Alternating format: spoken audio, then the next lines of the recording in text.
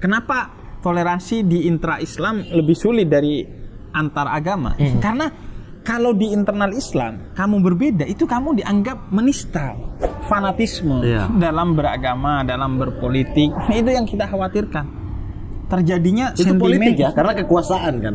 Jadi kalau orang itu nantinya mengkhianati kita-kitanya, kita nggak lagi mendukung dia, tapi kita mengkritik dia. Pesan untuk 2024 nih.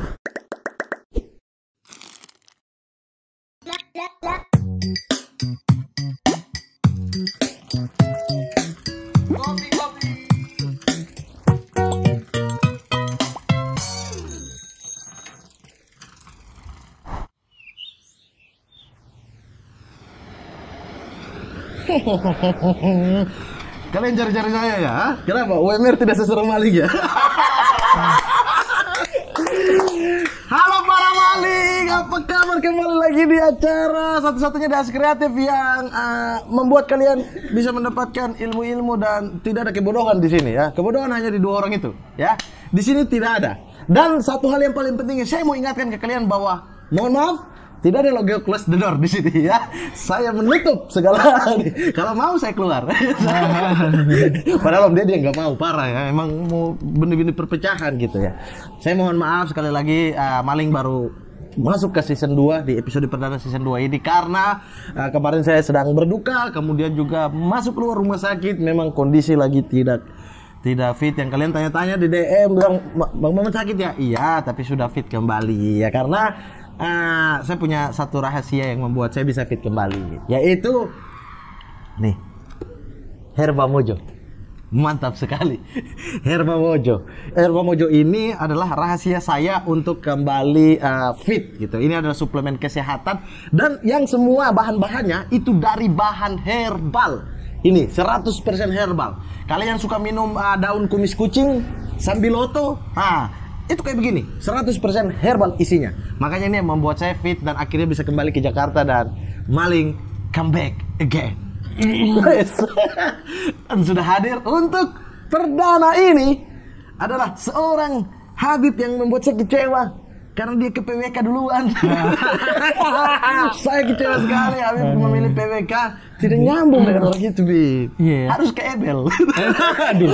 Biar nyambung, Habib. Biar Rukiah, di Rukiah kalau Ebel. Levelnya tuh Rukiah. Iya. Habib Jafar Hussein Al-Hadar. Luar biasa. Kita tepuk tangan. Mantap.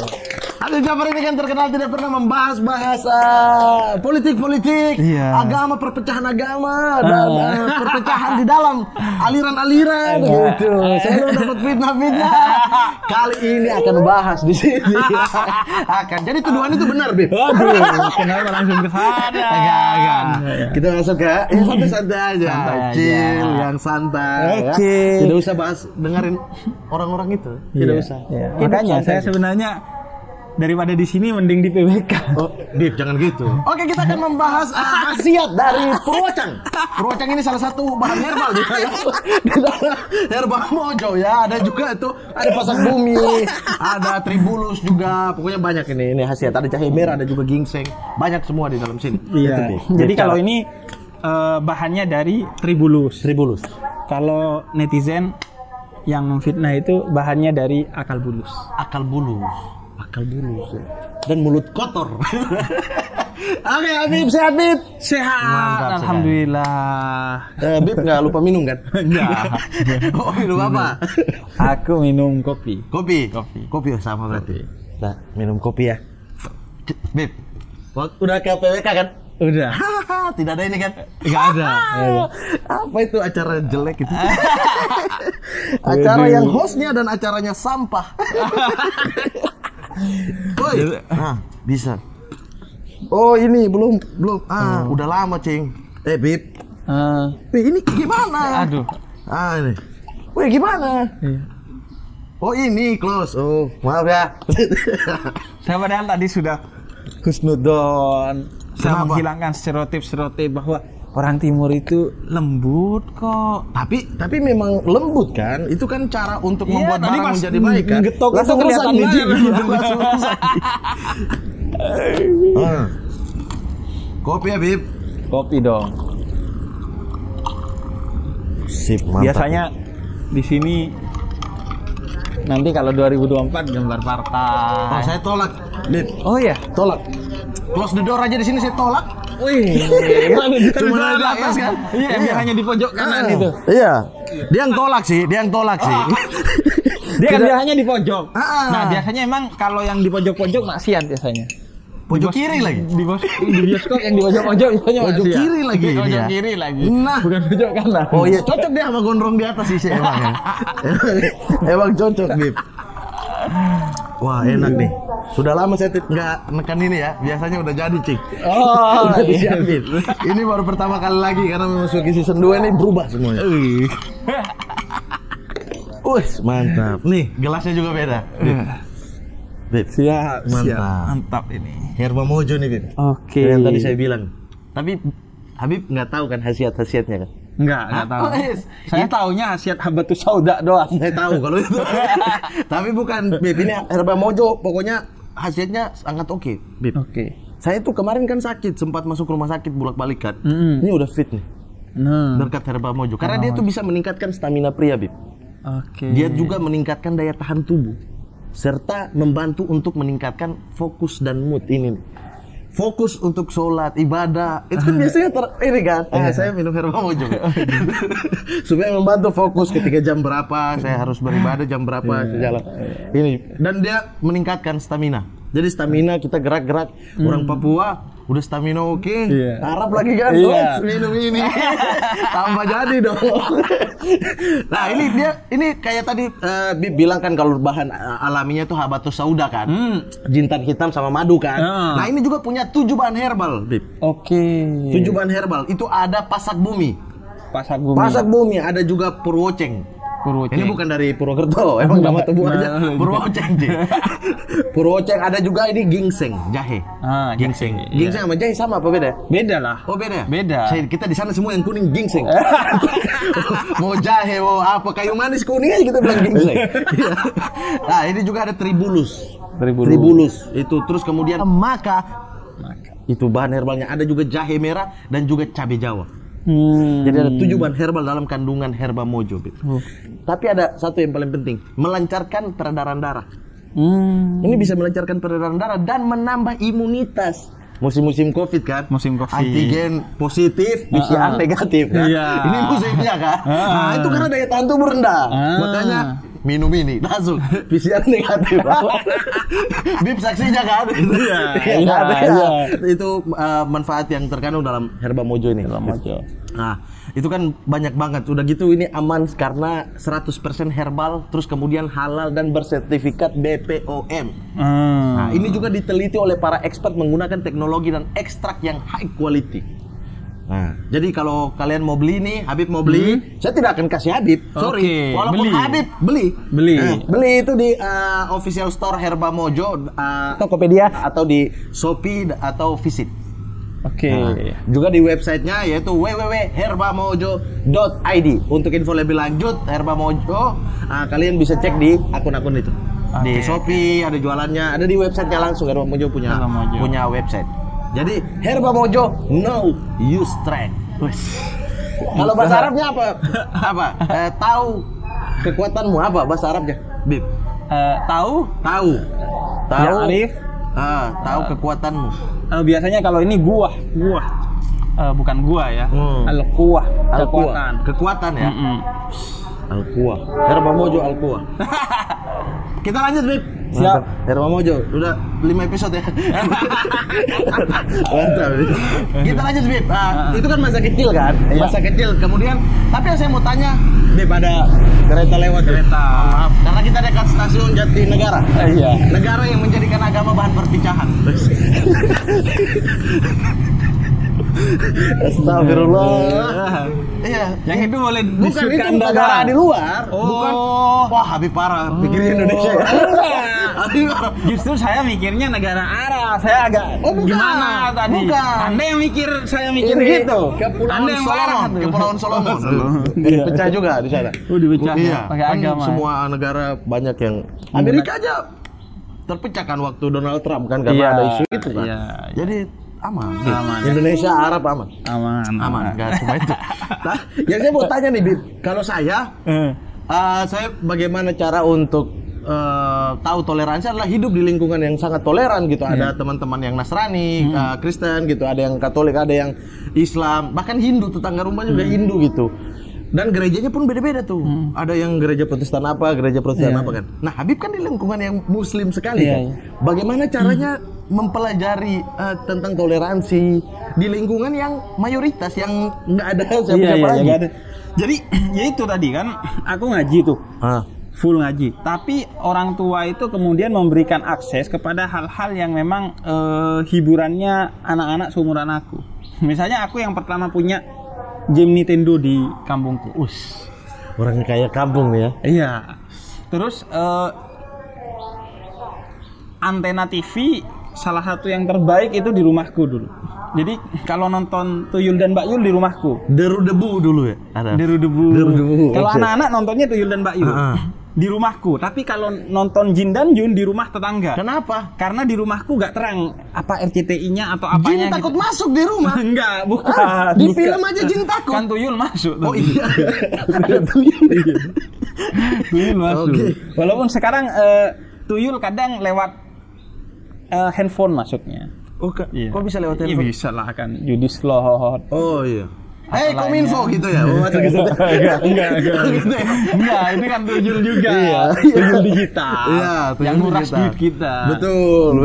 Itu konteksnya itu dakwah, gak ada politik. Oke, aman. Di sini juga dakwah. Gak ada politik. Nah itu, jadi itu di dua channel yang berbeda tuh, Tuyul dan Mbak Yul dan Jin dan Jun. Jadi kalau Tuyul dan Mbak Yul nontonnya di rumahku. Kalau Jin dan Jun nonton di rumah tetangga. Nah, jadi akses kepada itu tuh dikasih kepada game, kemudian main tuh. Malah gak mulu mengaji ibadah terus. Iya, enggak. Malah aku dimarahin tuh kalau sore gak main misalnya. Kok gak main? Enak banget. Main. Serius. Saya keluar rumah aja, Umi udah teriak. Kau ini keluar, lihat itu Jerry di sebelah rumah. Iya. Makan itu Jerry punya tai. Disuruh makan tai tetangga. Aduh. Gara-gara dia nggak pernah keluar, saya keluar. Iya. Biasanya kita gitu kan dibanding. Nah, kalau aku di posisi Jerry-nya biasanya. Karena ini juga sih karena anak dari kepala yayasan. Misalnya dulu tuh aku. Berarti dihormati sekali ya, artinya di situ Bib nggak mau terlalu gimana juga. Nah itu masalahnya, gitu. Hormat gak dapat, tapi bebannya dapat kita. Jadi aku kayak kalau Ramadan tuh kata orang Madura tangi itu malam nggak tidur ya, nggak tidur malam. Nah aku tuh nggak boleh tuh, agar jadi contoh buat anak-anak agar tidur malam karena besoknya tetap sekolah kan. Kecuali di zaman almarhum Gus Dur ketika jadi presiden. Karena itu kan sebulan puasa libur. Iya. Nah aku keluar malam tuh. Masih bisa itu ya. Masih bisa main bola di jalanan. Saya paling suka keluar malam sih. Oh iya. Dan lingkungan keluarga yang di sana juga saya jarang main dengan sepupu-sepupu. Mainnya emang dengan teman seluruhnya. Jadi kalau malam udah saling kode gitu. Ayo keluar gitu. Kalau aku mainnya sama teman segeng gitu. Bukan Arab ya? Arab semua. Geng itu sanggup. Itu mainannya serem-serem. Kenapa? Kayak ini, kita bikin pelosotan dari atas sungai ke bawah sungai. Jadi kalau jalan ke sungai itu kan turun kira-kira mungkin 200-300 meter. Nah, itu jalannya kita bikin lurus, terus kita kasih air dari atasnya buat jadi pelosotan. Jadi turunnya langsung aja langsung meluncur ke bawah. Nah, masalahnya yang kita jadikan jalan itu bekas tempat sampah warga. Jadi sisa-sisa beling itu masih ada di situ. Jadi akhirnya ketika ada insiden, ada satu yang kena beling, akhirnya ditutup tuh. Kena beling Arab juga. Iya. Waduh, pulang habis itu ya. Pulang habis. Karena kita kalau pulang kenapa bukan malah disayang, malah tepat. Dimarahin kita. Bib juga gitu ya? Sama. Saya ini kayak lagi ngobrol sama saya yang dulu. Kayak begitu juga. Cuma bedanya lingkungan saya sangat plural. Iya. Lingkungan Habib terbatas gitu. Mainnya sama Arab semua dan Islam semua gitu kan. Nah itu kalau aku dulu masih kecil ya tentu karena nggak bersentuhan dengan hal-hal yang sifatnya toleran, itu bukan nggak toleran ya, tapi kayak aneh aja. Kalau ada orang yang nggak muslim tuh aneh. Waduh, Dulu gitu. iya. Harus semua orang muslim di mata Harus Habib. semua orang muslim. Jadi di kampungku itu keluar kampung dikit ada rel.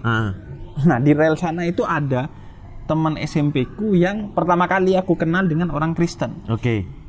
Nah itu tiap aku lewat depannya, nih rumahnya orang Kristen. Serius. Dari kecil kan. Ini rumahnya siapa? Yohanes apa gitu. Namanya kan sebenarnya secara nama dia Islami sekali ya. Yohanes. Kok Islami? Enggak, Kristen. Enggak. Hindu dong. Jadi nih rumahnya kayak ya itu kayak apa ya? Kayak tontonan aja waktu itu. Dan terus orangnya juga di ejek-ejek ketika berpapasan atau gitu. Kalau sampai ngejek sih enggak. Tapi kayak kita jadi desas-desus aja. Jadi kayaknya kita intoleran iya, radikal enggak. Intoleran iya, radikal enggak ya? Enggak sampai ke tahap itu ya? Enggak sampai ngebully enggak. Aku nggak tahu ya, apa karena takut, apa karena nggak biasa, atau karena memang kita ya udah gitu. Tapi yang jelas nggak sampai ngata-ngatain, nggak sampai, cuma kayak berjarak, Mat. Nggak bisa tuh kumpul. Kayak berjarak, ya udah lo Kristen gitu. Kita nggak main bareng, nggak apa, terus kalau ngelihat kayak museum aja rumahnya tuh. Nih tempatnya orang Kristen. Nah itu bertemu gereja pertama Lebaran. Nah ini kenapa ini? Ketemu gereja pertama Lebaran itu 2000 SD berapa? tapi SD pertama kali bersinggungan dengan bukan orang Kristen tapi sesuatu yang bersifat Kristen. Rumah ibadahnya langsung gitu ya? Rumah ibadahnya itu gereja Pantai Costa. Aku ketemu Lebaran kita biasanya ke pasar untuk pertama ke pasar tuh cuman sekali ya Lebaran aja jalan kaki. Nah lewat depan gereja terus langsung tuh naluri jihad kita tumbuh. Kenapa naluri jihad? Kenapa naluri jihad? Terus pertama kita olo-olo mereka. Wah tempat Kristen. Kita nggak tahu istilah kafir dulu. Cuma Kristen. Terus kalau nggak salah dapat marahan juga dari pihak gereja, dimarahin gitu, kayak diusir kita. Nah dari sana kita tuh ambil kerikil kecil-kecil terus dilempar sama kita. Lempar gerejanya? Lempar gerejanya. Bib, kriminal Bib. Itu waktu kecil SD. SD ya. Iya jadi. Tapi udah paham kelas 6 ya. Pikirannya udah paham gitu. Enggak kayak ya karena nggak pernah bersentuhan. Makanya aku berarti ada satu momen di hidup Bib yang Bib agak menyesal bahwa kenapa dulu saya tidak berteman atau tidak punya kawan yang banyak dari berbagai latar belakang gitu. Iya. Makanya aku setuju sama kayak apa yang dilakukan oleh pendeta Jack Manuputi di Maluku. Jadi toleransi itu bukan hanya kata-kata tapi sikap. Jadi dia bikin kelompok-kelompok bersama di mana orang berbeda agama saling bersentuhan, saling berpegangan tangan, saling mengerjakan suatu kebaikan bersama. Karena kalau sekedar diajarkan itu kadang kita yaudah kita secara kognitif toleran tapi begitu ketemu minimal canggung. Nah itu kita tuh pas ketemu melempar akhirnya lari itu. Terus juga yang kita lakukan atas dasar perbedaan agama itu meje kata orang Maduranya. Meje itu ngolok-ngolok anjing. Jadi anjing kita olok-olok. Iya. Anjingnya orang Cina. Di sana juga begitu sih. Iya. Bukan diolok-olok ya. Yang Kristen juga kesel sama anjing karena dibiarin. Kadang orang kecelakaan tuh karena anjing. Kalau ini nyebrang. Kalau ini dikandangin, ditaruh di dalam. Jadi rumahnya orang Cina itu kan biasanya temboknya tinggi, pagarnya tinggi. Terus anjingnya itu di dalam. Nah kita akhirnya gimana cara mengakses nih anjing biar marah? Nah kita pakai selendor. Dimaki dong anjing. Enggak, anjing iya emang gitu. Dasar lo manusia gitu. Kata Gus Pos gitu. Orang sekarang bikin tagline awas ada anjing. Padahal seharusnya awas ada manusia. Anjing kalau gak diapa-apain juga gak marah. Kata Gus Pos kan sekarang awas ada binatang sekarang kan. Padahal binatang pengen bikin itu di hutan. Awas ada manusia karena manusia sering masuk hutan, membabat hutan, bikin gedung-gedung dan lain sebagainya. Nah itu pakai selendor. Selendor tuh petasan tapi yang bisa terbang man. Oh, cuma tembak jarak dekat ya? Nah itu kita tembak ke anjingnya. Akhirnya anjingnya ngegonggong terus, Cinanya keluar, dilepas, kita dikejar, seneng tuh kita. Dikejar Cina senang? Enggak, dikejar anjing. Jadi Cinanya ngelepas anjingnya. Oh, lari kita tuh. Nanti anjingnya capek, kita balik lagi, kita godain lagi. Nah, jadi sejak itu nggak kelihatan tuh yang anjing siapa, yang manusia siapa. Sejak itu ya, iya. Sejak golok-golok ke anjing ya. Nah itu ketika SD, kemudian SMP ketemu dengan pertama Yohanes tuh. Dia baik, tapi kan tetap aja Kristen bagi kita. Dan agak aneh, Kristen kok tetap baik Kristen gitu. Iya kan? Aku tuh masih ada dengar tetap aja Kristen. Iya. Ya kenapa? Kristen kok baik gitu. Mulai tuh berkenalan. Di SD juga ada momentum agak berdamai dengan Katolik karena satu-satunya lapangan basket itu di SD Katolik. Oke. Nah, kita kalau main bola di lapangan basket punya Katolik itu. Oke. Tapi tetap aja itu Don masih Bosco bukan? Enggak, SDK, Sekolah Dasar Katolik. Oh, langsung ya. Negeri berarti ya? Negeri Katolik. Ya? Negeri kayaknya deh.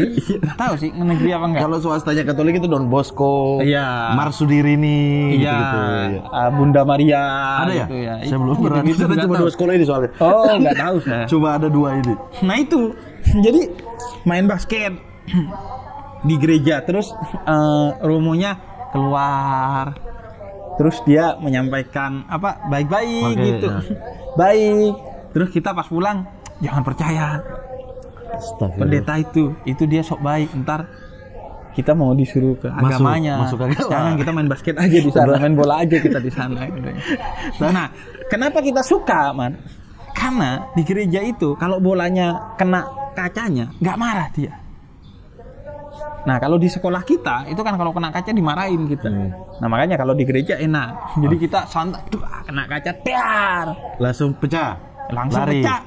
Nggak lari ternyata, nggak dipapain sama pendetanya. Jadi lebih enak gitu ya. Di orang Kristen karena mereka nggak bisa apa-apa ya untuk melawan. Iya. Atau gini, kalau di ibu kota biasanya pakai mie instan. Kristenisasinya ini kayaknya pakai kaca. Lebih mahal dong. Gue setiap hari harus renov. Bib, nggak apa kan dapat member baru. Arab lagi. Bayangin tuh.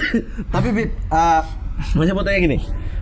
Saya kan ada di lingkungan Arab juga ya. Iya. Ada di lingkungan Arab, kemudian bersentuhan dengan abad tiri saya Habaib, Al-Hamid.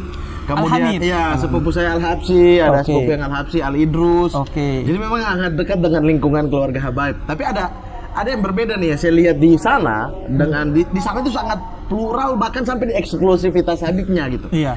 Kayak kakak-kakak tiri saya nikahnya bukan dengan Habib, gak masalah sama bokap gitu. Nah kalau itu di wilayah Jawa apa yang melatar belakangi ini semua? Karena ada perbedaan gitu. Iya.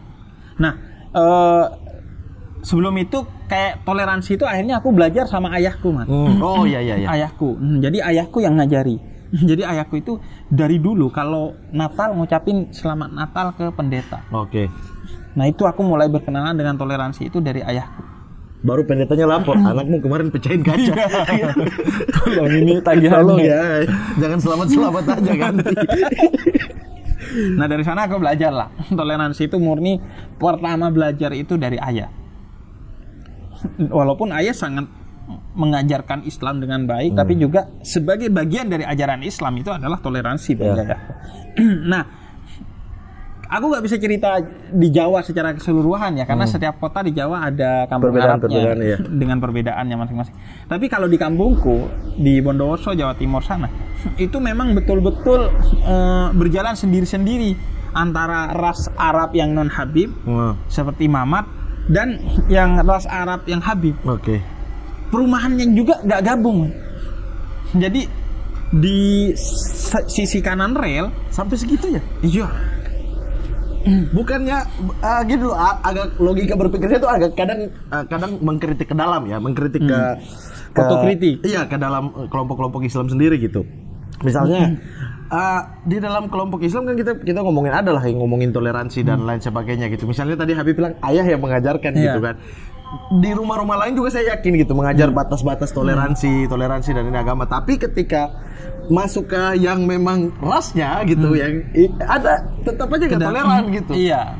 Tapi kalau di kampungku karena pernah ada sejarah konflik. Sehingga kemudian kayaknya ada semacam perjanjian kesepakatan untuk jalan sendiri-sendiri untuk meminimalisir kemungkinan konflik. Walaupun itu pada tahap yang jangka panjang nggak baik ya. Akhirnya Habib, maaf Habib. iya, Ada jadi kereta negara lewat. lagi. Bib mau Bib. Ya. Ini karena kita syuting dekat Jatinegara Bib. Iya. Negara yang 2 tahun lagi terpecah belah.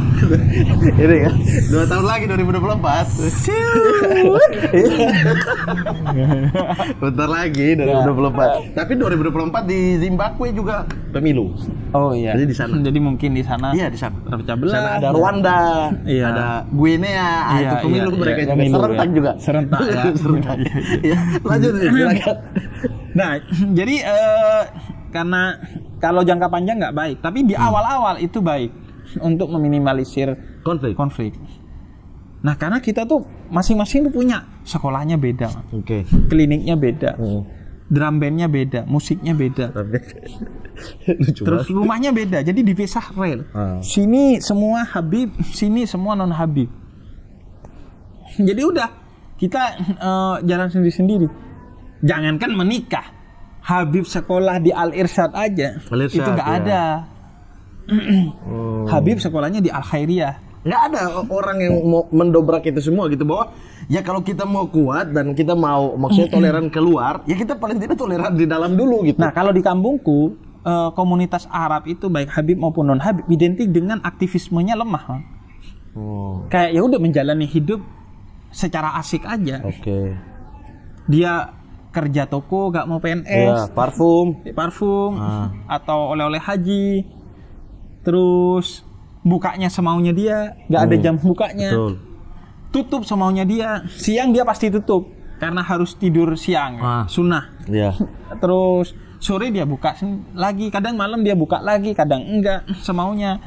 Terus juga hidup juga seenaknya. Kayak sekarang dapat duit banyak untuk makan seminggu, ya seminggu tokonya ditutup. Terus Hidup yang betul-betul minimalis ya. iya, malam majelis itu nongkrong. sisa. Sisa Itu paling kesel saya ada di tongkrongan gitu. Iya. Aku agak maksudnya kalau di sana kita kan sangat biasa, sangat udah ya kayak bukan Arab lagi gitu. Iya. Mau Al Idrus, mau Iya. Al Hamid gitu-gitu udah nongkrong situ, nggak ada sisa-sisaan. Ya kalau mau hisap-sisa lagi pengen dia bikin mungkin di rumahnya Iya, ada bong gitu di dia. rumah. Dia hisap, tapi kalau di sini tuh kan Iya. saya punya materi, tapi materi off air tentang iya, keluarga iya, Arab. iya, Jadi iya. aduh, takut keceplosan. jangan. Jangan. Kita main jadi negara aja. Ya, Jatinegara aja lebih aman daripada saya dicoret di mana-mana. Nah itu, jadi majelis. Terus kayak ya udah hidupnya asik aja. Asik dalam pengertian yang ya udah menghabiskan Santai waktu ya, lebih ke untuk yang santai dia ya? sukai. Oke. Nggak begitu kayak mengejar cita-cita, ya udah biasa aja. Makanya ada adigium, kalau mau sukses harus keluar dari kampungku. Kalau kau masih di kampung, Hijrah. Iya hijrah. Harus hijrah. Kalau nggak hijrah, Iya. susah karena ekosistemnya itu sudah begitu dan sangat eksklusif. Ya Habib sesama Habib. Bahkan itu di kampungku, kampung Arab, panjangnya 1 kilometer, itu semuanya Habib. Hanya ada satu atau dua non Habib, itu pun pribumi, yang dulu punya sejarah muhibbin, dia menjadi pelayan. Oke. Karena mencintai Habib. Oke. Jadi ada 300 kakak, 1.500 orang Habib lebih semua? itu Habib semua. Jadi bayangin, itu komunitasku waktu kecil. Di usia saat ini Habib gelisah nggak melihat itu? Sebelum kita tarik secara lebih luas ya, saya juga resah kayak misalnya nih, misalnya ada satu kelompok organisasi gitu yang mengatakan dirinya sangat toleran gitu dan mengajak kita untuk toleran keluar gitu ya ke agama lain gitu, yang mana itu bukan ajakan lagi gitu, makanan saya sehari-hari. Tapi ketika di dalam Islam sendiri mereka menjadi orang yang suka cancel culture juga, ada ceramah yang alirannya berbeda sama mereka di Iya. cut gitu. Nah kalau kalian mau menerima orang lain menerima aliran yang kalian ya, harusnya kalian juga menerima Yang di internal iya lebih menerima harusnya kan, karena Iya. intensitas perbedaannya lebih sedikit. lebih sedikit. Kenapa ini Walaupun- yang malah Iya, walaupun aku punya dugaan kenapa toleransi di intra Islam lebih sulit dari antar agama. Karena kalau di internal Islam kamu berbeda, itu kamu dianggap menista, dianggap sesat. Itulah problem kita. Berbeda secara apa nih? Berbeda pandangan. Oke. Dianggap kamu itu salah menafsirkan. Padahal kan enggak. Bisa jadi sebagaimana perbedaan agama, perbedaan di internal Islam itu adalah sesuatu yang sah-sah saja. Rahmat. Perbedaan kan. Jadi ya karena itu memang sejarah daripada asal mulanya gitu itu sangat panjang ya kalau kita bahas, sangat panjang sekali. Bahkan sejak zaman Nabi ada Nabi bilang nanti kalau sampai di satu daerah itu kamu sholat asar. Bani Quraidah nama daerah. Oke. Kemudian ketika sahabat itu sampai di sana, ketika sahabat belum sampai ke tempat itu, waktu asar udah masuk. Nah, mulai terjadi perbedaan pendapat. Mau pergi sampai di sana apa? Iya. Kalau sampai di sana siapa tahu asarnya udah lewat. Iya. Tapi Nabi bilang sholat asar di sana. Kata yang sholat asar duluan, maksudnya Nabi kita suruh jalan bergegas agar pas asar nyampe sana. Tapi kalau belum ya sholat di sini. Gitu. Iya, yang menganggap sholatnya harus di sana, ya perintah Nabi begitu, kita harus tunduk kepada perintah Nabi. Oke.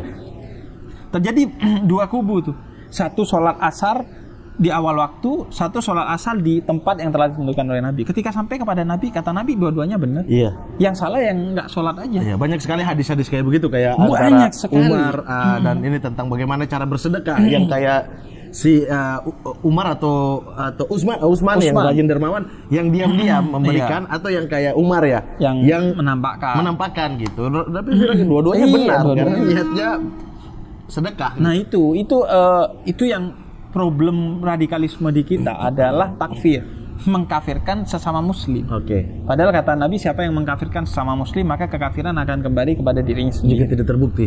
Jika tidak terbukti. Dan terbuktinya pasti di akhirat. Iya, dan mungkin di dunia. Iya, gitu. siapa sih betul yang tidak Allah memutuskan bahwa dia ini telah keluar dari. Iya, kata Imam Ghazali, selama dia sholat menghadap kiblat, ya sudah selesai.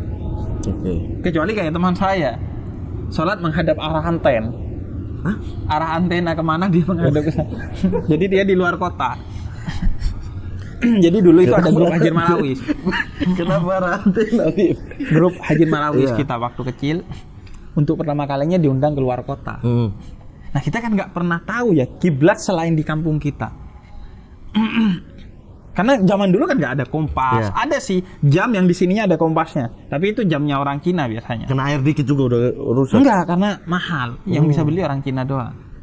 Orang Cina doang? Iya. Arab nggak ada yang kaya? Enggak banyak yang kaya. Kalaupun kaya nggak. Banyak Arab. Kalaupun kaya nggak sampai pola hidupnya beli jam yang ada kompasnya. Nah, jadi ya udah. Dulu itu ngomong-ngomong simbol kekayaan itu sedikit sekali, jam ada kompasnya atau baju ada lampunya, gambar robot ada lampunya, atau sendal sepatu mereknya Homiped, itu orang kaya. Atau di belakangnya ada lampunya. Maksudnya New Era enggak? Kalau New Era enggak.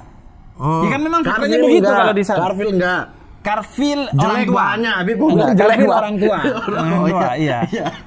Yang bagus hanya Herma Bojo. Herma Bojo, ini suplemen yang terbaik di dunia ini. Jadi ya udah,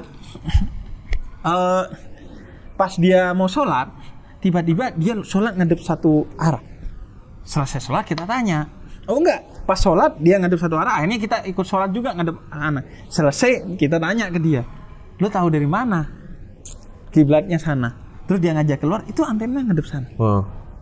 Loh, kenapa antena pasti penanda kiblat? Ya di rumah gue gitu, antenanya ngadep kiblat. Jadi dia duga semua antena di seluruh dunia ini ngadep kiblat kalau mau terang.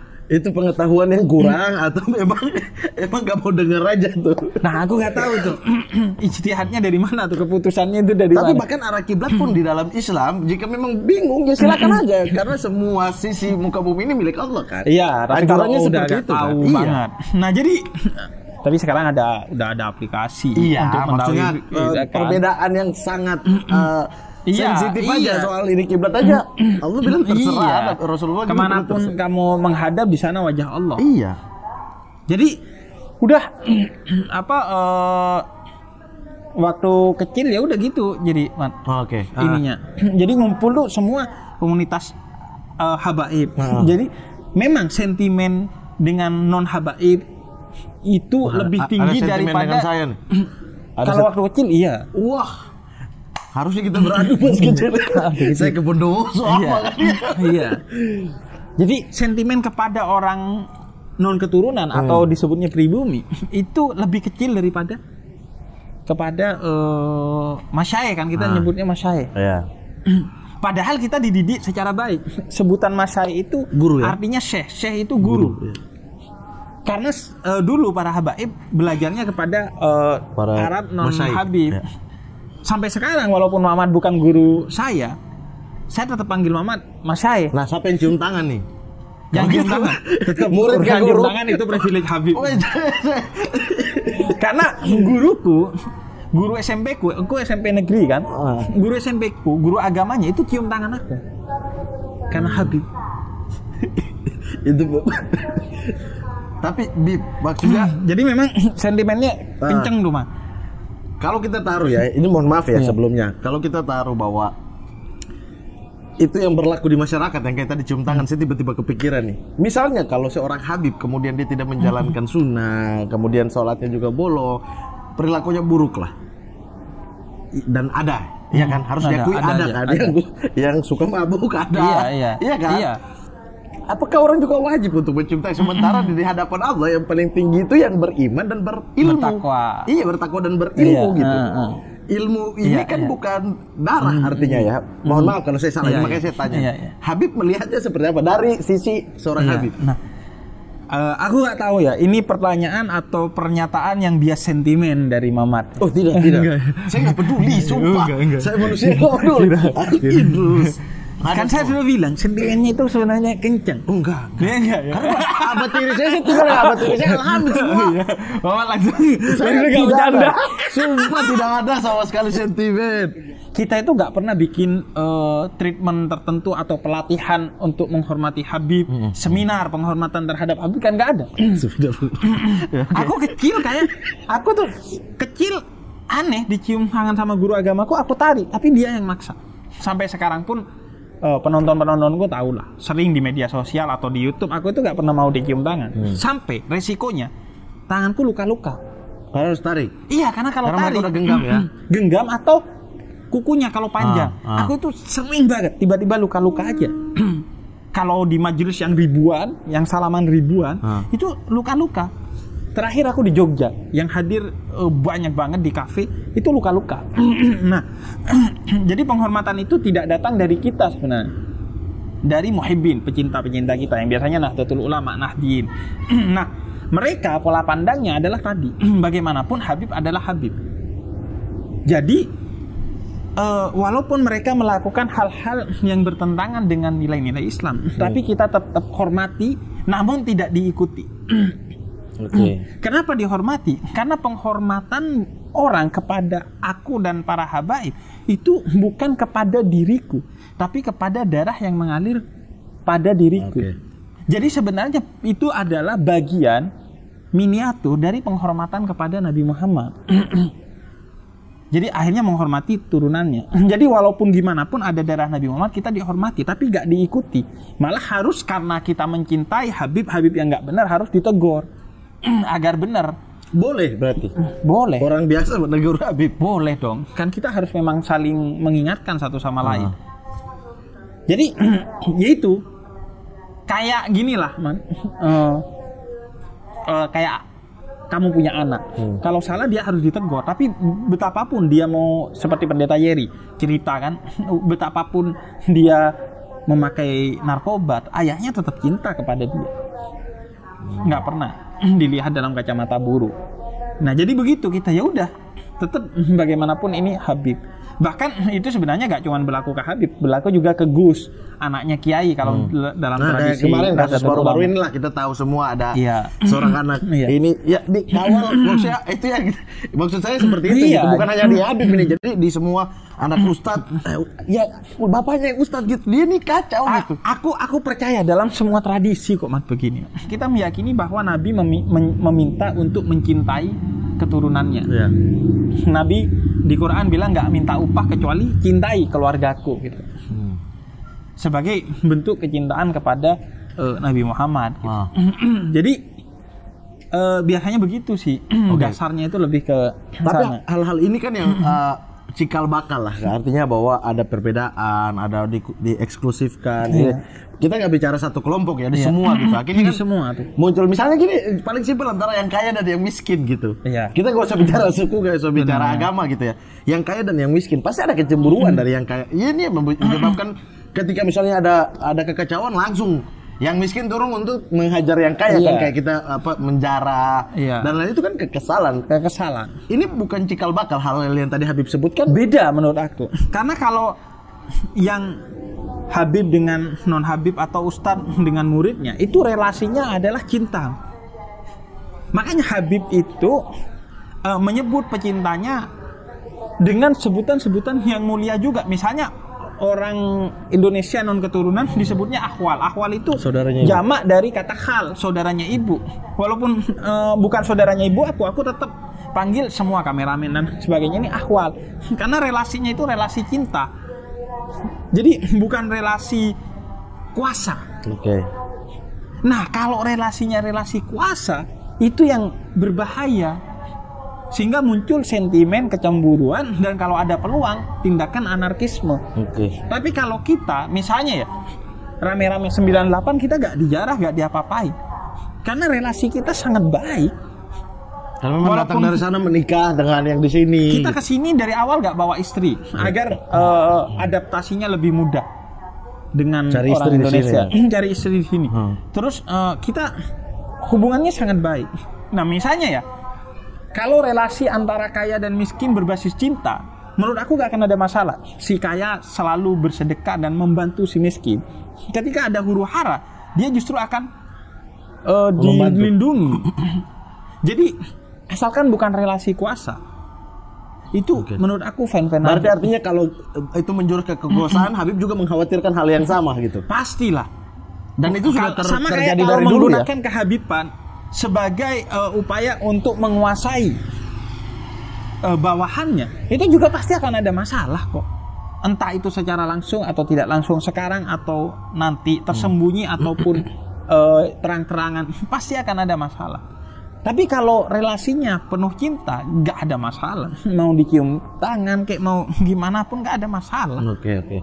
Sama kayak inilah, wong kita kepada istri kita aja kadang cium tangan kan, bahkan sambil jongkok kan kita. Beberapa anak muda kan gitu kalau ngelamar ceweknya dia jongkok kemudian cium tangan ceweknya. Itu relasi cinta, nggak ada feodalisme di sana. Sama cium tangan Habib itu kalau relasinya cinta nggak ada masalah, kecuali memang dipaksakan. Kadang-kadang kepada ponakan, saya biasa lihat sepupu saya itu dicium tangan, atau orang kampung lah. Orang kampung cium tangan, mereka cium tangan balik gitu. Aku bahkan ke kakakku itu gak cium tangan. Relasiku relasi buruk. Bukan buruk. Biasa aja gitu. Gak punya tradisi cium tangan. Makanya aku agak gak enak aku yakin semua Habib itu awal-awalnya gak enak dicium tangan. Tapi karena gak bisa apalagi musim Covid ya. Nah, jadi kalau mau cium tangan minum dulu Herbo Mojo. Karena ini meningkatkan imunitas. Nah itu. Jadi aku pas itu bingung. Nggak mau ngasih tangan gimana? Ngasih tangan Covid. Akhirnya aku kan 2 kali Covid. Tapi belum minum Herbo Mojo ya? Belum ya waktu belum ya? kenal bahkan. Okay. Baru sekarang kenal. Nah itu ya udah pas. Jadi kita tuh risih. Kalaupun kita sekarang udah biasa aja ya karena udah terlalu lelah lah. Berpuluh-puluh tahun ya udah gitu, akhirnya. Artinya bahkan levelnya itu semakin disamaratakan gitu. Bukan level ya. Level ya mungkin ada perbedaan. Tapi kalau secara hubungan individu manusia dengan manusia itu kayak dulu tuh parah banget sih. Setahu maksudnya mendengar cerita-cerita dulu-dulu tuh antara level ini dengan yang bukan Arab saja itu berbeda gitu. Yang Mas Ai ya, ini bukan yang Habib ya. Itu berbeda, belum lagi dengan Habaib itu beda lagi. Nah, sekarang itu perlahan-lahan memang sudah mulai kayak saudara aja gitu. Dan bahkan kita punya treatment khusus gimana agar kita menghindari dicium tangan. Misalnya kalau masuk majelis biasanya Habib itu sok masukin tangannya ke dalam gamisnya, seolah-olah ngambil sesuatu, atau sok pakai siwak, atau ngangkat tangannya. Nah, itu payah karena nggak keenakan juga dicium tangannya. Bahkan secara fisik tadi aku ceritakan bisa luka, bisa lebam. Karena itu kan kadang tubuh kita udah di depan, tangan kita masih di belakang, ditarik. Levelnya berlebihan tidak? Dalam tahap itu. Karena saya ingat hadis, saya lupa bunyi pastinya, bahwa Rasulullah bahkan tidak mau dipuja berlebihan gitu, karena nanti bahkan fotonya, salah satu alasan kenapa foto Rasul itu tidak ada atau lukisannya, karena nanti akan dipakai sebagai bahan memuja yang berlebihan sehingga melupakan yang harus disembah gitu, Allah. Nah sebenarnya konteksnya gini, kenapa Nabi gak mau dipuja berlebihan? Karena waktu itu iman masih tipis, khawatir pemujaan kepada Nabi menyebabkan Nabi berada pada level yang diimani melebihi Allah. Gitu. Kemudian ada hadis lain di mana seorang sahabat itu ketika Nabi datang dia berdiri dan memuji Nabi. Kemudian kata Nabi, jangan memuji aku dengan kekhawatiran tadi. Iya. Tapi kemudian kata sahabat ini adalah pujian dari seorang yang berakal sebagai bentuk syukur atas rahmat yang diturunkan Allah melalui dirimu, wahai Nabi. Berarti kembali lagi tergantung niatnya. Nggak apa-apa kata Nabi. Iya. Tergantung niatnya ya. Tergantung niatnya. Makanya kita kalau Mahalul Qiyam pas Maulid Nabi, pas Mahalul Qiyam kita berdiri. Karena kita punya imajinasi dan keimanan bahwa Nabi hadir ketika itu, maka kita berdiri. Berdiri itu sebagai bentuk penghormatan kepada Nabi dan itu sah-sah saja gitu. Oke. Bib, tapi kalau kita tarik ke belakang, kayaknya momen dulu itu terulang lah, sejarah yang berulang gitu. Artinya dulu kelompok-kelompok Islam setelah Nabi aja menangis karena mendengar bahwa pintu-pintu fitnah telah terbuka. Dia menangis memikirkan umatnya gimana nih dalam ini fitnah kan Rasulullah SAW. Dan itu kayaknya sampai berlaku sampai sekarang gitu. Maksudnya kejadian-kejadian yang misalnya lah, bahwa kita tahu bahwa Khulafaur Rasyidin, salah satu Khulafaur Rasyidin dibunuh oleh orang yang memang hafal Al-Quran gitu kan. Sayyidina Ali ya. Sayyidina Ali dibunuh oleh orang yang hafal Al-Quran 30 juz gitu. Artinya hal-hal itu kayak sejarah yang berulang bahwa orang yang lebih paham akan bahkan semua khalifah kecuali Sayyidina Abu Bakar matinya dibunuh. Oleh yang memang pengikut mereka gitu, maksudnya yang ada di dalam lingkungan kelompok Arab Muslim itu, Muslim dan orang Arab juga gitu. Iya, nah, itu kan yang kita khawatirkan kalau menggunakan fanatisme dalam beragama, dalam berpolitik, itu yang kita khawatirkan. Terjadinya itu sentimen politik ya, karena kekuasaan kan. Iya, itu politik ya? Tapi juga dibungkus pakai agama kan?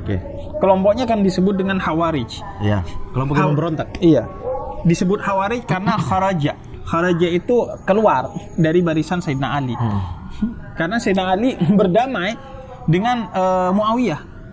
Iya, saat itu tahkim, perdamaian itu ditolak. Makanya ciri-ciri radikalisme itu ya pokoknya kayak Khawarij, takfiri, suka mengkafirkan. Terus yang kedua itu adalah menyelesaikan masalah dengan kekerasan, nggak mau dengan perdamaian. Sayyidina Ali damai dengan Muawiyah, nggak mau dia. Kemudian yang ketiga itu anti kepada kepemimpinan yang sah. Sayyidina Ali pada saat itu khalifah yang sah, bahkan dipilih oleh seluruh umat Islam pada saat itu. Jadi tapi ditentang dengan jargon-jargon la hukma illallah, tidak ada hukum kecuali Allah. Politisasi agama. Penyelesaian kepada kematian Utsman ya, waktu itu menjadi isu. Sehingga perang Siffin ya terjadi. Aisyah dan itu jelas padahal fitnah karena Sayyidina Ali itu menugaskan Hasan dan Husain, dua putranya, untuk menjaga rumahnya Sayyidina Utsman ketika terjadi huru hara. Jadi dijaga oleh Sayyidina Hasan dan Sayyidina Husain. Dan fitnah itu bukan hanya mengenai Sayyidina Ali, mengenai makanya itu kan disebut sebagai fitnatul kubra, fitnah besar dalam umat Islam. Sejak saat itu umat Islam kemudian terpecah. Ini dua orang yang udah dijamin surganya. Sayyidah Aisyah dan Sayyidina Ali bin Abi Thalib. Sayyidina Ali itu kan menjaga dengan baik hubungannya dengan siapapun, dengan Sayyidah Aisyah, dengan Sayyidina Utsman. Sayyidina Utsman juga menjaga hubungannya dengan baik. Kemudian Sayyidah Aisyah Tapi fitnah itu. Nah, itu yang sekarang bertebaran di medsos kan. Di Fitnah itu dunia nyata juga, bukan di di medsos dunia aja, gitu. nyata. Makanya itu yang kemudian menimbulkan perpecahan. Dan itu munculnya juga yang terprovokasi adalah orang-orang yang imannya lemah. Karena kalau imannya kuat, Tidak akan peduli ya. tidak akan peduli. Dan kalau kita tidak fanatik, ya udah gitu. Ya, Biasa aja dengan perbedaan. menurut saya juga tidak bisa kita penjarakan atau kita boikot orang-orang yang berpikir. Artinya kan pikiran ini salah satu ini. Kalau dia berpikir bahwa saya pakai pendapat yang gitu, ya udah gitu. Sampai dia melakukan kekerasan baru bisa kita tindak gitu kan. Iya, Kalau dan hanya gini sampai di lah, pemikiran Mat. ya nggak bisa. Kalau kita bicara pikiran ya, kata Imam Syafi'i, pikiran itu akan mengarahkan kita kepada kebaikan, asalkan pikiran itu memang jernih. Iya. Kecuali apa yang disebut dengan rasio instrumental kalau dalam filsafat madhab Frankfurt. Itu Frankfurt. Iya, Dari Jerman itu. dari filsafat. Jerman. Gokil. Nah itu Habermas jelaskan tentang rasio instrumental, akal yang dibuat untuk ngakali.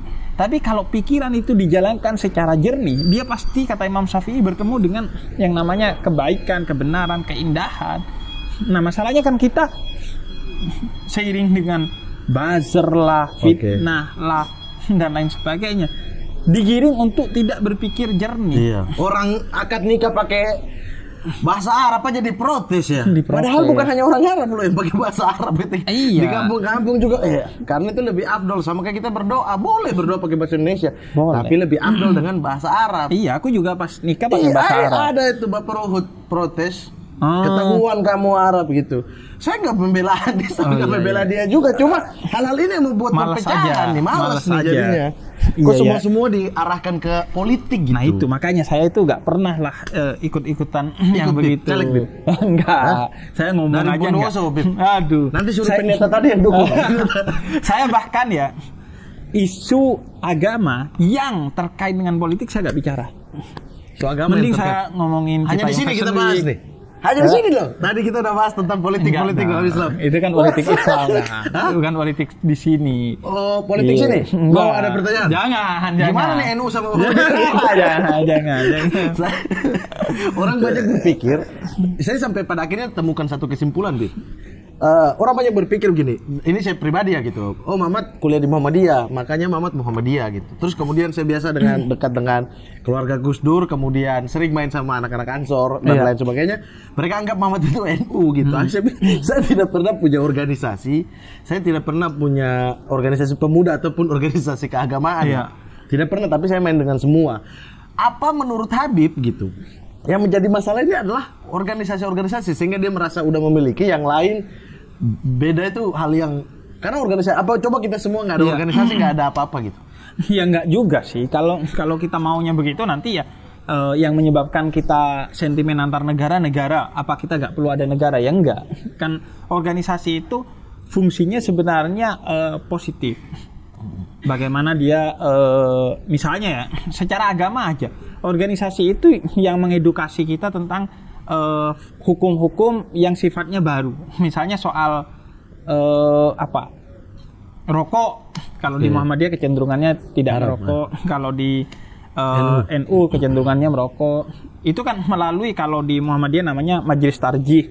Kalau di NU Lembaga Bahsul Masail yang tugasnya memikirkan hukum-hukum baru kayak pay letter dan lain sebagainya. Nah, kemudian organisasi itu juga mengorkestrasi satu gerakan positif dalam dakwah, dalam sosial, dalam kebudayaan. Di kita juga ada kan. Kalau di Habib biasanya organisasinya Jami Abkhair pertama 1902. Masai Al-Irsyad. Gitu. Masai itu Al-Irsyad 1903. Dan pernah nggak di antara tahun-tahun itu mereka ngopi bareng? Pernah, karena Syekh Ahmad Sorkati, pendiri Al-Irsyad, itu dulunya kan Al-Khairiyah, Jamiat Khair. Tapi kemudian dia mendirikan sendiri. Karena kenapa? Karena kepentingan komunitas, karena komunitasnya mereka kepentingan majelis ya mungkin ya. Kepentingan majelis santai. Komunitas saja untuk jadi semacam lembaga bagi yang menaungi satu komunitas tertentu, yaitu Arab non Habib yang namanya Al-Irsyad. Yang Jamiat Khair fokus kepada Arab yang Habib. Yang ada kemudian NU fokus kepada masyarakat yang lebih bersifat tradisional, berangkatnya dari pedesaan dan lain sebagainya. Ada Muhammadiyah yang lebih sifatnya modernis, pembaruan, berangkatnya dari Yogyakarta dan lain sebagainya. Jadi itu ada sejarahnya sendiri-sendiri sebagai organisasi untuk kemudian menata berbagai hal yang perlu ditata. Yang kemudian jadi kebelingkar adalah orang-orang fanatik yang aku sebut seindah-indahnya Ini fanatik rumah. dalam organisasi juga ya Organisasi maksudnya? dalam segala pun. Dan itu banyak. Kalau dalam, aku bilangnya gini, seindah-indahnya rumah pasti ada WC-nya. Oke. Sebagus-bagusnya organisasi pasti ada orang-orang yang kelakuannya. Tapi Iya kan? Coki sudah merasuki Habib Jafar. Iya kan? Tolong. Yang kelakuannya begitu-begitu Iya. kan, Mat? Pasti Kayak ada. di MLI Coki Muslim gitu ya. Iya, ada aja udah orang-orang yang begitu itu di satu organisasi dan dia tidak merepresentasikan organisasi. Artinya tidak masalah, tapi bagaimana organisasi memikirkan pembinaan orang-orang di dalamnya agar tidak berlebihan, agar tidak tidak menutup Mau dibina aliran lain atau segimanapun, Mat, Islam aja yang bina Rasulullah, ada aja orang-orang yang munafik, orang-orang yang di zaman Rasul aja. Iya, kayak pembahasan kita tadi maksudnya levelnya ini Sayyidah Aisyah dan Iya. Sayyidina Apa Ali. kita akan berkata, yang sebabkan kita bertengkar ini adalah karena kita beragama. Ayo kita bubarkan agama, kan nggak bisa. Iya. Itu kan ini aja siapa? Iya, betul. Imagine Imagine all the people living andai dunia nggak ada agama ini, kita semua akan hidup damai gitu-gitulah. hidup damai. Kata siapa? Kalau dalam filsafat, aku lupa nama filosofnya, tapi dia punya teori tentang yaitu relasi kuasa itu bukan hanya ada di organisasi, negara, agama atau apapun. Dia bahkan bisa berada dalam dua orang yang berkomunikasi. Aku sama dirimu nih berkomunikasi, Oke, iya. pasti ingin lebih Dominan. menguasai, Iya, dominan. Entah betul. dominan suaranya, Iya. kamu tinggi, suaranya Iya. aku lebih tinggi. Dominan kepintarannya, Iya. dominan apapun. Mamat pengen terlihat lebih oke dari aku juga pengen begitu. Itu nggak bisa, apalagi di level organisasi. Kalau kamu nggak mau ada itu, hidup sendiri. Bahkan hidup sendiri pun ada itu. Misalnya ada orang yang membenci masa lalunya. Padahal masa lalunya itu bagian dari dirinya. Dan yang membentuk dia menjadi sekarang ya karena Masa lalunya. spiritual journey-nya di masa lalu juga. Tapi kan ya itu perlu kedewasaan akhirnya. Semua ya, semuanya di semua tempat, di semua organisasi Iya. butuh memang untuk jernih gitu, Iya. untuk berpikir gitu. Bukan Iya. organisasi yang salah, tapi orang-orang yang fanatik di dalamnya gitu, sehingga Iya. mengharamkan yang lain, mengkafirkan yang lain, terus Iya. kemudian bahkan juga ada orang diam doang nih gak ngapa-ngapain, dituduh ini paling sering kita dengar misalnya kayak apa? Kayak Wahabi gitu. Iya.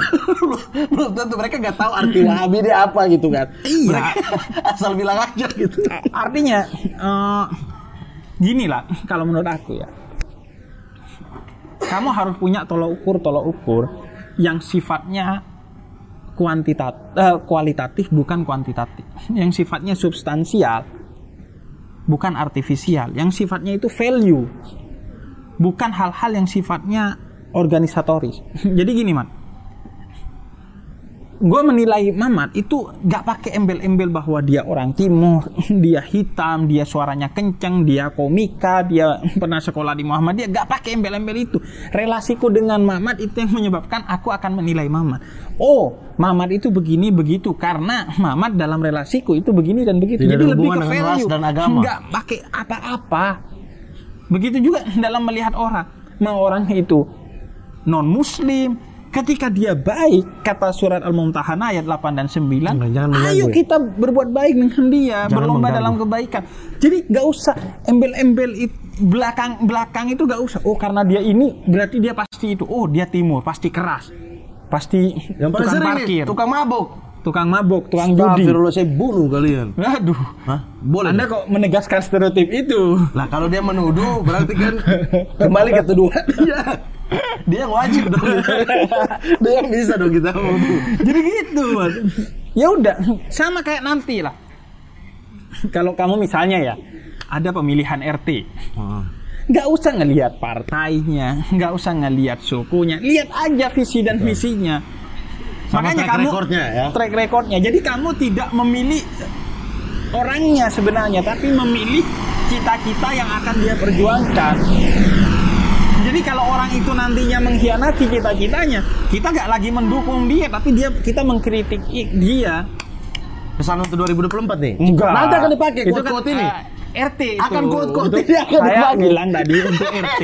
Itu Ya, pun pemilihan RT bukan RT di negara ini. Pemilihan RT 2024 kan ada dong. Enggak, RT di mana? negara Irlandia. Oh, Irlandia. Nanti itu akan ada pemilihan RT kan Akan. pasti. Masa di Irlandia nggak Tapi ada RT? 2024 di Irlandia tuh pemilihan Enggak, RT-nya. enggak, Oh, bukan. Kayaknya enggak sih. Langsung ya. Berarti bupati ya. Oke, Jadi Beb. gitu. Oke. Saya ini membuka apa ya, insight dari perbedaan dari ini ya, bahwa Iya. itu rahmat gitu ya. Dan justru itu bermanfaat buat kita, artinya kita punya insight baru, kita bisa melihat orang dengan cara bagaimana gitu. Dan aku belakangan baru tahu kan bahwa untuk belajar tentang toleransi di tengah perbedaan, ternyata nggak usah jauh-jauh ke ayahku. Sebenarnya ya kaki aja nih kan penuh toleransi kan. Iya. Ketika kanan maju ya kiri Mundur. harus mundur. Ada kalanya kanan yang harus maju dulu, ada kalanya kiri yang harus maju dulu. Nggak bisa tuh pakai teori, oh kanan harus maju dulu. Enggak. Coba lo turun angkot pakai kaki kanan dulu. Kan nggak bisa, turun angkot harus kaki kiri dulu, Pan. Atau tangan lah. Tangan kiri gatal, tangan kanan nggak usah diinstruksi, ayo kita garuk tangan kiri ini. Enggak, langsung garuk aja. Ya gitu. Kita Ada belajar saling toleransi mengisi dalam kehidupan ya. Makanya yang nggak toleran itu sebenarnya pocong aja udah mati. Iya. Dan masih gentayangan, jalannya lompat-lompat karena berharap kanan dan kiri itu seimbang. Saya mau lanjutkan tapi takut juga. Nggak, jangan. Habib tahu kan maksudnya. Iya. Saya udah sering jadi pemadam kebakaran. Iya. Zaman dulu saya masih main sama. Saya kasihan, Iya. makanya saya nggak mau lah menyusahkan Habib di sini. Cuma tadi jokes Jatinegara tidak apa-apa, tetap ada. Atau ada ya? Boleh kan? Jokes Jatinegara. Iya. Iya. Itu kan urusan Anda, bukan urusan saya. Habib, mungkin terakhir ini ya. Habib melihat politik di Indonesia dan Islam di Indonesia akan seperti apa ke depannya? Akan kita punya optimisme atau tidak? Kalau saya sih pesimis ya. Artinya bukan pesimis karena apa? Karena memang menuju ke akhir zaman itu semakin bertebar. Ini sudah ketentuan gitu. Iya. Sudah diucapkan Rasul gitu. Iya. Gini ya. Pertama ya aku nggak suka ngomongin akhir zaman. Takut. Sekarang kan orang tuh banyak. Bahkan ustadznya pun ngomongin akhir zaman karena itu menimbulkan pesimisme akhirnya. Oh iya, oke. Dari dulu itu udah ada prediksi bahwa kapan kiamat, semua zaman pasti akan mengatakan akhir zaman. Sedangkan kata Nabi, sejak Nabi lahir itu udah akhir zaman, waktu itu sempit. Karena Nabi adalah Nabi terakhir. Tanda-tandanya sudah dimulai sejak itu gitu. Iya, karena itu adalah Nabi terakhir. Jadi ya udah gitu, kita ngomongin tentang optimisme aja. Even lo meyakini ini akhir zaman, yang tumbuh seharusnya optimisme bukan pesimisme. Karena ini udah akhir, ayo kita lebih kenceng lagi bekerja gitu. Bukan ya udah akhir nih biarin aja, enggak. Nah, dan setiap kita itu adalah penanggung jawab atas zaman kita. Setiap orang ada zamannya, setiap zaman ada orangnya. Kita harus khalifatul Allah fil ard. Kita akan khalifah Allah di muka bumi ini dengan tanggung jawab itu. Nah, karena itu ya udah kalau aku ya nggak punya ekspektasi apa-apa terhadap masa depan. Udah aku bekerja aja tentang hari ini aja, nggak bicara masa depan. Ada peluang memperbaiki, kita akan memperbaiki gitu ya. Iya, ya udah. Tapi jangka pendek, hari ini, besok. Iya. Hari ini, besok, kemudian melakukan aja apa yang bisa aku lakukan sekecil apapun gitu. Karena ada orang yang ingin mengubah negaranya sampai tua negaranya nggak berubah-ubah. Akhirnya dia capek, ya udah gue mau ngerubah diri gue sendiri. Akhirnya dirinya berubah dan menginspirasi negaranya. Kata dia, andai dari muda gue berpikir untuk mengubah diri gue sendiri, mungkin sekarang dunia udah berubah karena gue. Kenapa kok berisik? Itu bagus katanya. Maksudnya saya terkesima. Oh. Sama udah takut. Sampai lupa ya. Udah takut ya. Iya, baru dengar lagi. Ya, tapi ini yang bisnis karena bunyinya halus. Oh. Kalau tadi ribut ekonomi. Ekonomi ya. Ekonomi. Iya, iya. Jadi begitu ya kesimpulannya kita hidup. Berarti ini biasanya yang berisik-berisik itu orang miskin maksudnya. Bukan, Bib, kenapa jadi mancing saya di sini? Cukup warung yang atas ya. Tolong ya, warung yang cuma ada logo Close the Door nggak ada sponsor. Jadi akhirnya ya udah gue fokus itu melakukan hal-hal yang kecil yang bisa gue lakukan untuk itu, dan gue mencoba menjaga diri dari hal-hal yang dijaga oleh sedikit orang saat ini tentang politik identitas, tidak mau masuk bahkan tentang politik. Aku sama sekali, jangankan politik, sesuatu yang secara tidak langsung terkait dengan politik aku gak masuk. Ya udah biarkan aku kayak kata Quran, jangan semua ke medan perang. Sebagian harus ada yang tetap di kampungnya untuk menjaga ilmu. Ya udah aku di sini aja. Jadi yang mau ke politik silakan, karena Islam tidak melarang itu kan. Artinya bahkan membuka diri dengan politik. Bahkan ya, baik. Ceramahku 1000 kali mungkin kalah dengan satu tanda tangan politisi. Tapi ya udah, aku gak punya bakat di sana, aku gak punya semuanya di sana. Mungkin ada orang seperti siapa? Samara, Gus Dur sekarang yang muda-muda maksudnya. Iya. Oh, yang muda-muda. Ada Samara, ada Giring. Enggak. Maksudnya yang sesama Arab. Oh, sesama Arab siapa ya? Iya, Samara. Ada apa ya, Pak Anies Baswedan juga. Pak Anies Baswedan. Iya, ya, artinya jadi pilih. Saya kan menyebutkan saja. Langsung gue kaget kan. Oh iya, saya menyebut dua kubu yang berbeda biar imbang. Oh iya. Kan gitu. Iya. Anda memang kurang ya, terbatas jadi ingatannya agak kiri ya. Iya. Kalau terbatas. Beb, terima kasih banyak Beb. Sama-sama. Sehat selalu, terus menularkan kebaikan, kedamaian. Siap. Di tengah-tengah masyarakat yang sangat sangat kuat dari Iya. dua sisinya, sangat akan rawan untuk pecah belah. Semoga Habib tetap ada di tengah-tengah untuk bisa mendamaikan atau menyejukkan lah. Iya. Dan resikonya di tengah itu dilemparin sama dua kubu. Itu yang saya alami. Saya pusing. Lebih baik saya berkubu kayaknya. Saya berkubu. Pusing saya. Di tengah diserang dua-dua lebih banyak.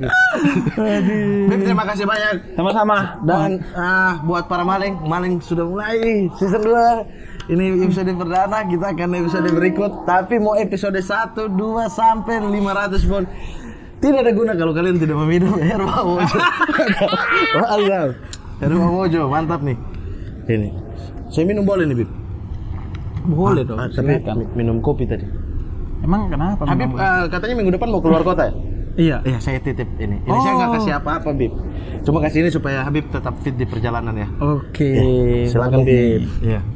Ya, boleh ya. Tidak ada di briefing, tapi saya inisiatif. Iya. Karena yang tahu Bib mau keluar kota kan cuma saya. Iya. Dan kayaknya ini otak-otak kapitalis yang muncul. Oh, dari saya? Iya. Oh iya, biar 5 episode. Iya. Biar di atas close the door sampai episode tamat gitu. Iya. Jadi kalau Mamat tuh kena serangan, seharusnya lu biasa aja, Man. Karena kan juga ada beginiannya. Saya itu bahkan AdSense gak ada.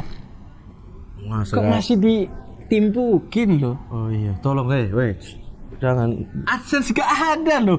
Kurang terlihat apa loh keikhlasan. Makanya ke politik deh.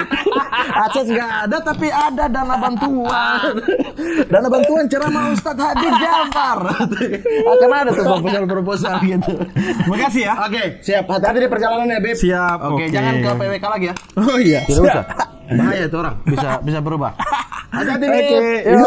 Oke, para maling, sampai jumpa di episode berikutnya. Assalamualaikum warahmatullahi wabarakatuh. Mantap.